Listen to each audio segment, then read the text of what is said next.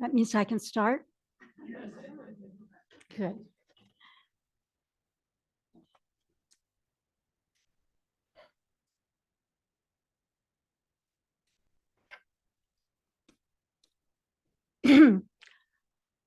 Oh, I'm so glad to be here today and hear what I have to say.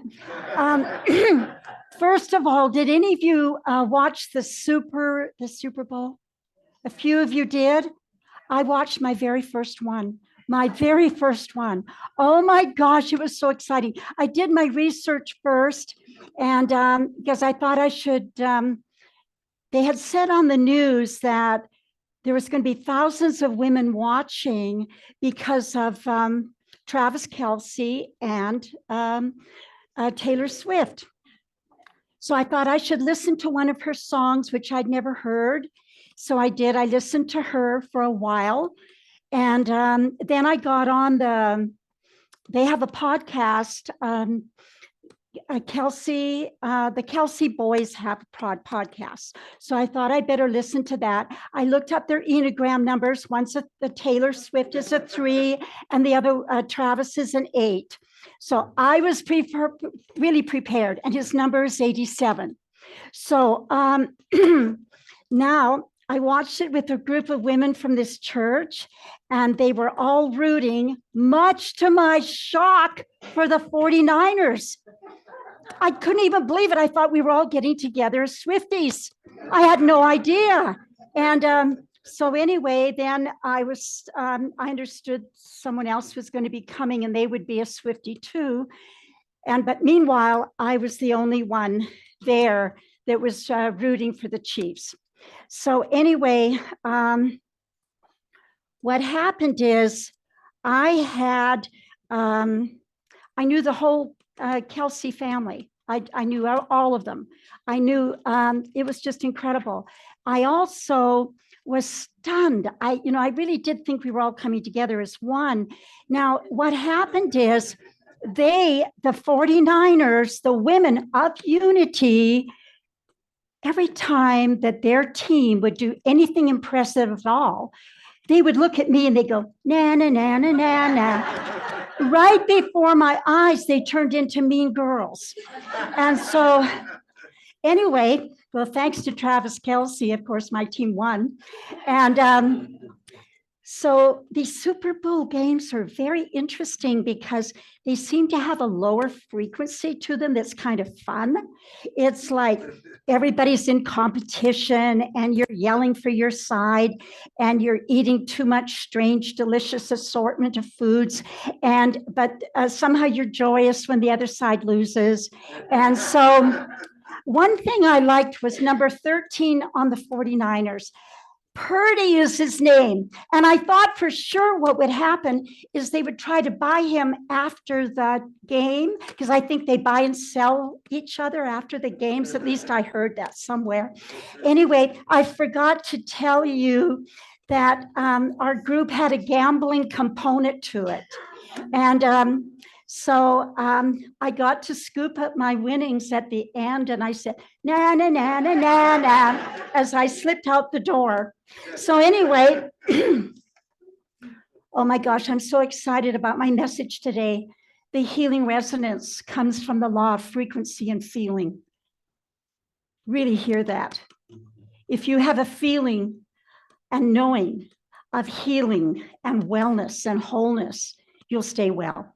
So the truth you know creates a frequency, which is a feeling that manifests more abundance, more joy, more health, more awesome, loving relationships, and more blessings. And the gratitude you feel perpetuates goodness continually. That's just how it works. Did you all know that's how it works? It has to do with feeling. So, anyway, we have so many blessings in your life, because when you are experiencing these healing frequencies, you're actually in a state of gratitude. And you find that you're having more faith in the beautiful field of God that is all around you. Now, we are meant to realize abundance for every area of our life. Abundance means, in the dictionary, it means great supply. It means more than sufficient, great plenty, and wealth. And realized means to make real, to bring into being, to understand fully, and to make appear. So we want to live in the realm of the realization. We want to live in it where you have this knowing about you that you're being supported and loved by God. So it's thrilling to share with you today about frequency of abundance and healing, as I spent so much of my life complaining about my body, complaining about not having enough, and feeling very, very poor. And that made me angry, and it made me feel very pitiful. So you can imagine how popular I was. Anyway, I was 24 years old when I was taught abundance by Dr. Joseph Murphy, and I've shared that with you a little bit before. And he had written the book, The Power of Your Subconscious Mind. And I went from having $3 and 10 empty Coca-Cola bottles that I could take back to the store. I think it was worth 50 cents.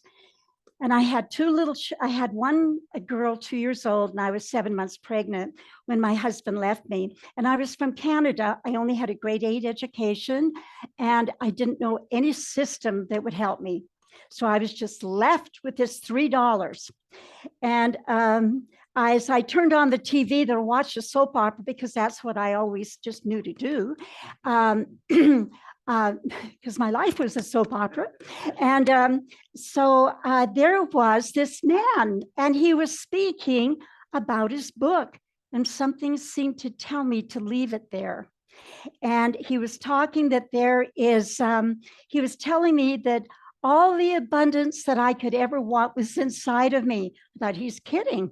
Anyway, I never had heard that before in my life. And he said, there's only one source, and we are a focal point for abundance and health. And we can realize that we are in harmony with it all the time. It's all within us. And I understood everything he said. I understood it as truth, never doubted it for a moment. And I realized, and then he said, realize that an avalanche of abundance is flowing to you all the time. He told me to say, I am a free-flowing spirit for abundance to be freed from within me. And divine riches are coming to me. Wow, that was so exciting. You have to understand it, that I was listening to it with such innocence that I knew he was saying the truth. Not one doubt did I have. So I had no car. I put my little girl in her stroller, and we walked all the way to Hollywood Boulevard. I lived in Hollywood at the time on Melrose. I even remember the street, St. Andrews. So anyway, in the Melrose area is where I lived. And I walked all the way to the Pickwick bookstore to buy the book. And that's when you could buy a book for $3. I was 17 cents short, and the girl said, here, I'll give it to you. And she knew I was desperate. Anyway, I took that book home, and I understood everything it said. I didn't doubt it. I didn't once think this will never work for me. I knew it would. I believed, and I had an abundance of faith that this book would miraculously bring supply into my life, and sure enough, it did. So you see, if we can make that shift into our consciousness, the body works very, very quickly, and the consciousness works very, very fast to bring us into these new places. A teacher once told me, he said, thousands of people have read that book. And he said, and it didn't always work for them.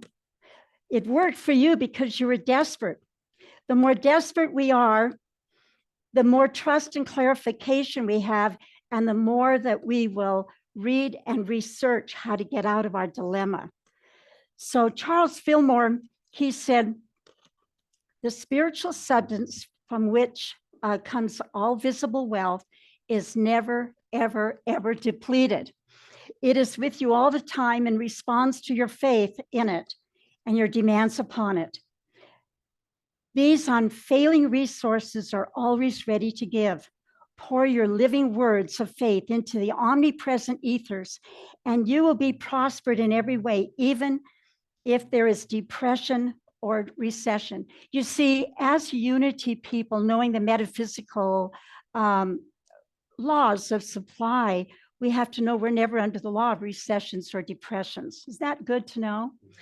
And Catherine Ponder says, convey the impression of increase with everything you do. Abundance is our inheritance. Something I did probably was the most important thing that I did later. And that was I began to have journals. This is going to sound really strange, but I began to have journals where I journaled and exposed the thoughts I had that I'd been raised with of poverty and lack. Every time that I'd feel poor, or I couldn't afford this or I couldn't afford that, I'd write it down. And I wrote it down because you have to expose it. You have to see it. Otherwise, you think it's you. You think it's a part of you. It isn't. So I'd write down the limiting thought. My fears were many, and I kept exposing them. And as I'd write them down, the glorious truth would start coming to me. And it wanted to come through. The truth always wants to come through to you. And I was exposing to my awareness. Your awareness is pure light. And when you expose the darkness, that light disintegrates it. So, and it had a lot to disintegrate in me. So the lies that had permeated my consciousness since I was a child began to disappear. I didn't judge the lies. I was only exposing them. That's the key. Most people don't like doing that. They say, well, that's not good. I don't want to write them down because that's going to make it more real. No, you're writing it down and you're putting at the top of the page, these are the lies. As soon as you expose them, that has to do with your body, that has to do with your relationships, whatever it is, expose the lies. So most people who experience poverty have no idea that their poverty is all from their belief, their very own unexamined thoughts. What we think and feel and say is externalized into our world. If we think we're not good enough, that lie will go out into our world and bring forth over and over proof that it's true. Is that horrifying? And when we do that, our body suffers. You see, your cellular system is living from your feelings. Is that amazing? Well, how many believe that? They're living from your feelings. And then we share with others this, don't we? We sometimes want to share what we're feeling in our body with other people. Do not do that. You want other people to come into agreement with it? God is not helping me. You're going to feel like you're a mistake. And because that's what we're saying. There is something wrong with me. No, do not do that. Charles Fillmore said, if people would never complain about their bodies, if they realize that your cells feel and hear your words and they do something very strange, they do not feel supported when we do that. Isn't that interesting? It's all in feeling. So your cells, your organs and glands, and even our bones want to live in the beautiful frequency of truth. So you're going to stay really well if you're going to feed your bones. I always like the idea that I'm actually feeding your bones right now. I just love that. Anyway, and your organs and your glands. Anyway, lack in your life is there because of suggestions or conditioning that you bought into as children sometimes. And growing up, I bought into many corrupt messages from my parents. I had a lack of self-esteem. I knew I wasn't good enough. I wasn't, and this started at the age of 4 and 5 years old. I knew I wasn't smart enough. And I was always wishing that I looked different, if only I was really pretty, and if only I had better clothes, if only we weren't poor. So I was victimized by my own judgments, and the voices in my head continually showed me all the ways that I really had no worth. So the law of unfoldment is actually what we're talking about. That's what takes place. Remember, we've talked about this before. There's the law of attraction, so you can have be attracted one day to good, one day to bad. But when you live in the law of unfoldment, you're living in God's goodness. And that's always about living in higher frequencies that you feel. The whole key to experiencing abundance is to bring your soul into the expanded resonancy of your spirit. Your spirit only knows abundance for every area of your life. This is the Christ that lives within you. And the conditioned mind always sees life from the viewpoint of your senses. So they judge what they hear or see, and they make it real through your fearful thoughts, through comparisons, and living in the past and projecting that onto a screen in your mind with pictures of not good enough. There's not enough love. There's not enough finances. There's not enough health in my body. And God has a life of abundance for us. Your body will always outpicture what you are feeling.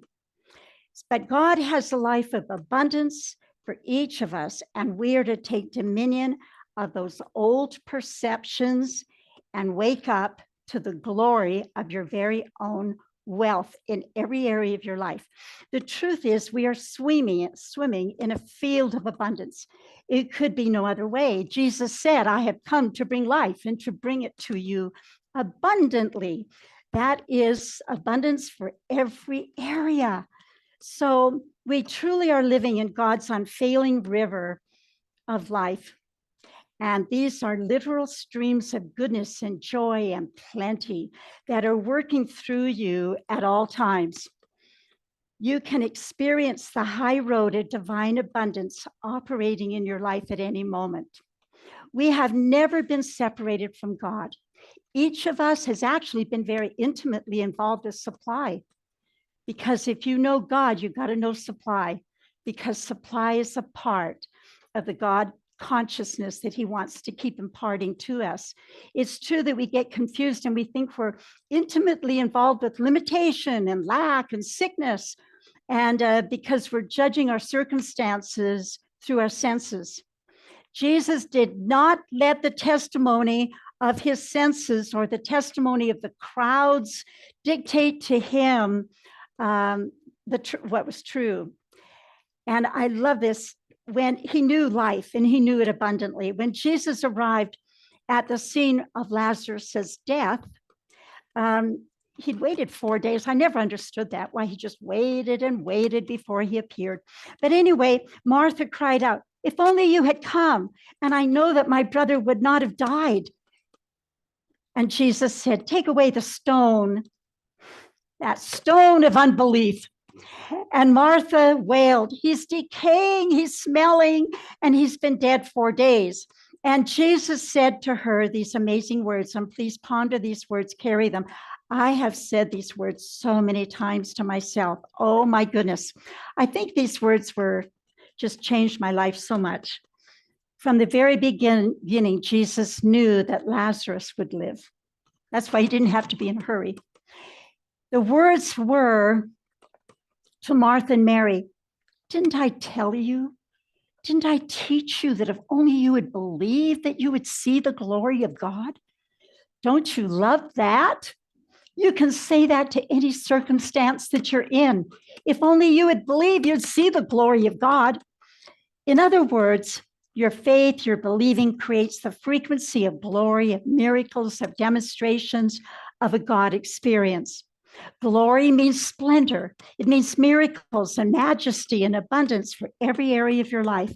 Now's our opportunity to believe and experience the great glory of God. When we take our mind away from our perceived limitations and lacks and move into the devotion of God, everything starts to change. Devotion to God is a frequency, and it's an incredibly high frequency. And I just kind of discovered it quite by accident, but wow, is it life-changing? We are moving our consciousness to the giver of abundant life when we're in devotion to God. When Archangel Gabriel said to the mother of Jesus, for with God, nothing shall be impossible, I believe Mary said those words over and over and over again. They would inspire her. They would raise her frequency to a very high state to face her challenges. She knew that as you live out of those words, that obstacles fall away and paths open up, and all heaven's resources are loosed. When you say those words, for with God, nothing shall be impossible. This is so incredible. This is what I discovered about those words. And you can say them all the time. These are the words that archangels know. These are the words that the heavenly host in heaven know. These are the words they're probably singing in heaven. So these words are established in the heavens. And what happens is when you say them, that all of life has to come into alignment with God. That's just how it works. Those very words Mother Mary said to herself, I am really, she knew when she went to the wedding of Cana with Jesus that they ran out of wine. She knew her son's destiny. She saw that he could change water into wine. She was way ahead of Jesus at this point. She wasn't challenged when Jesus said to her, woman, what do you concern? What does your concern have to do with me? You know, if my child said that to me, woman, what does your concern have to do with me? I would think it was a little saucy. Anyway,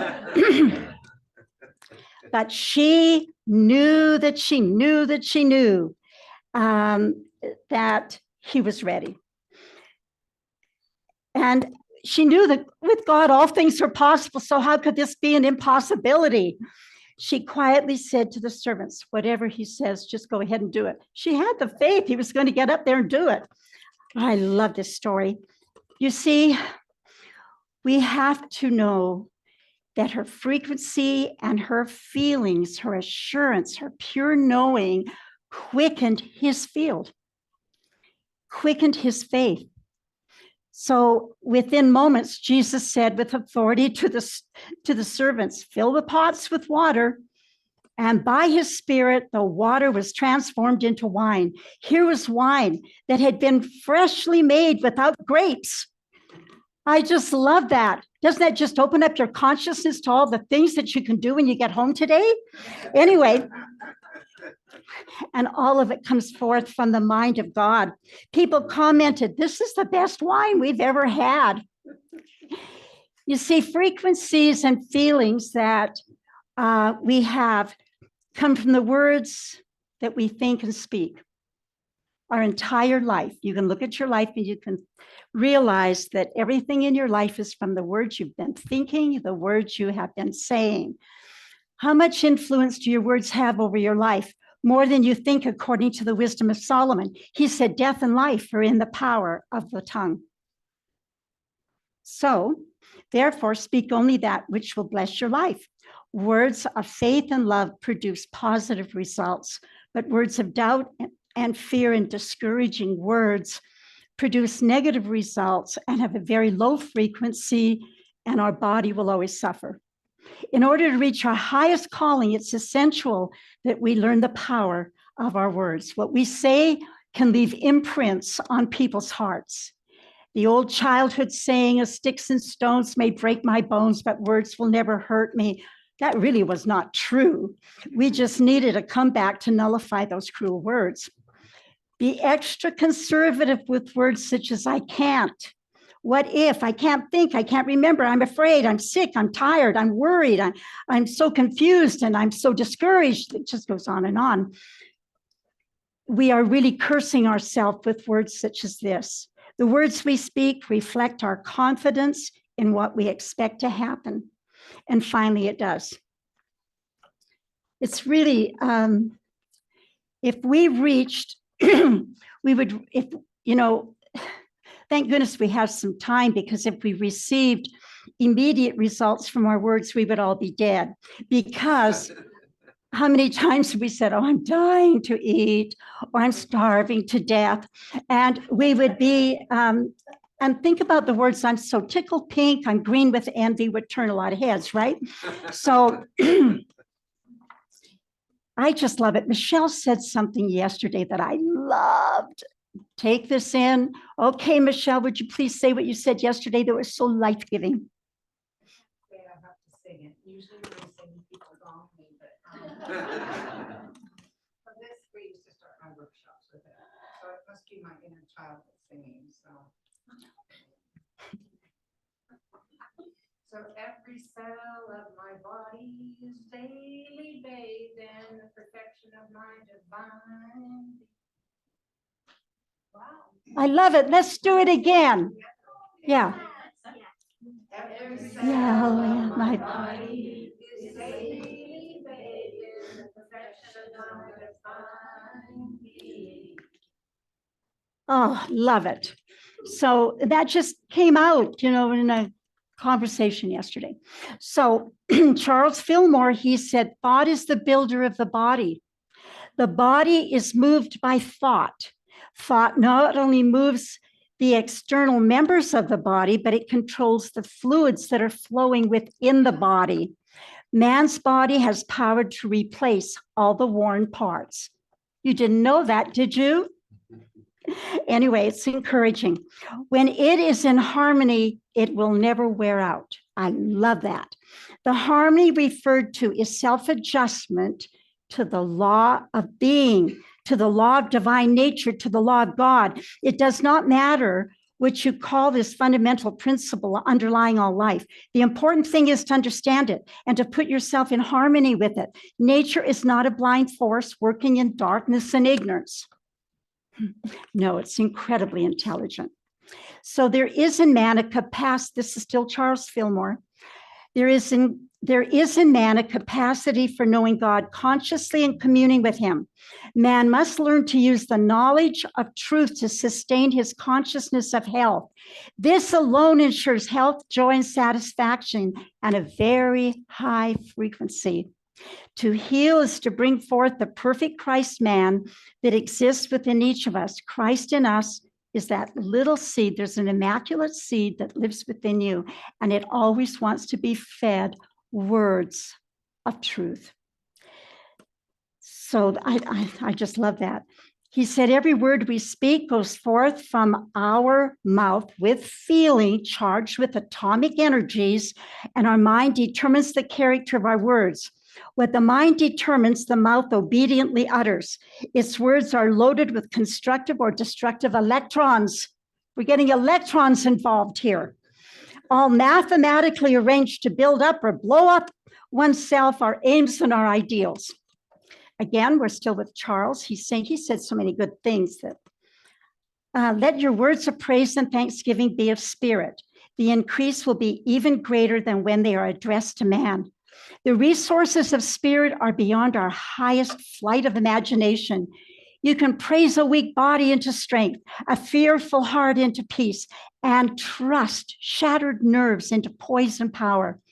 It is an easy matter to give thanks for what we have already received. It's not so easy to give thanks for what we hope to receive. Giving thanks in advance brings to pass a present expectation. Pray, believing that you've received it, and you will receive it. And then Charles said, we're now in a dawn of a new era. This was 100 years ago. Old methods of supply and support are fast passing away. New methods are waiting to be brought forth. In the coming commerce, man will not be a slave to money. Humanity's daily needs will be met in ways that are not now thought practical or possible. We shall serve for the joy of serving, and prosperity will flow to us and through us in streams of plenty. Do you love that? That's the new era 100 years ago. So that's what we're supposed to be living in now. I just think it's so incredible. We are to live the spirit of joy, wholeness, abundance, and beauty, and peace, and temperance, and prosperity. You need not struggle to attain them. The truth is, you already have them. And the secret is to adapt to feeling about it. That's the key right there.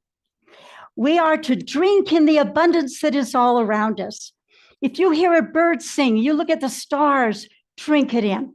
Drink in this incredible world that we live in, the touch of the sun. Someone smiles at you, a baby smiles. I always say, oh God, it's a narcissistic thing I do, but I always think, oh God, you did that for me on purpose. Oh, it's so good. Have that kind of love affair with God. God just loves it and becomes a real show off. Anyway, so let your feelings be exalted in the midst of all that you are drinking in. You can raise your frequency 100-fold by devotion and by just being so devoted to God and having so much fun with God. The heart is 5,000. We used to, remember you learned this some time ago, probably. The heart is 5,000 times more powerful electromagnetically than your mind. So what happens is very interesting. This devotion and this gratitude that you're living is actually coming from your heart, and your heart really and truly gets expanded to be able to give you more to be grateful for. Gratitude can begin in the mind, but when it moves into your heart, you have a perpetual smile on your face, light in your step. It's very beautiful, and I think you all experience that. Sometimes in our homes, we have silent anchors from the past that can hinder vibrant energy from flowing. And I thought I just mentioned some of these today, and I don't think any of you have this in your home, but I just thought I'd mention it. And it can affect your health. It can affect your abundance and all your relationships, such as expired products and items. They represent stagnation and neglect and a low frequency. Family pictures on the wall of people that have wounded you. This actually carries lower frequencies to your heart. Threadbare pillows and bedding, they accumulate negative energy, screaming, I'm poor, I'm trying to make do. You're making do instead. So anyway, single socks give feelings of incompleteness and that you're not supported.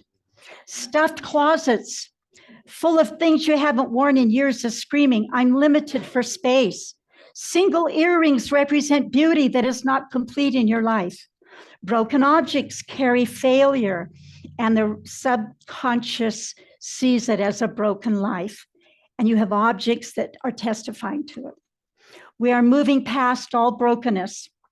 Unused electronics and gadgets that you don't even use, they're just laying around, have a lot of negative low frequencies and reservoirs of stagnant energy.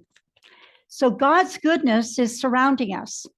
So we are learning to absorb and drink in the presence of God. Absorb everything that is pleasing to your soul. That's how you're feeding your soul and you're feeding your cells. All the universe is your storehouse from which to receive. It's unlimited.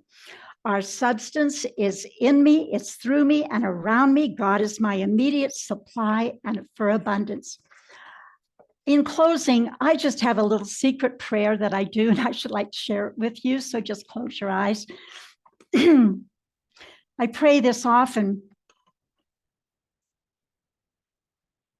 Oh, Heavenly Father, I so love you and I'm so grateful for the healing frequencies and the love of Christ within me. You have beautified my life with your divine nature. Oh, I feel such gratitude for the healing miracles and truth that you've placed within me for others. Yes, you are the God of all victorious possibilities, and my soul magnifies you and rejoices in you as my Savior. In your holy name, I am. Thank you, thank you, thank you. Love you all.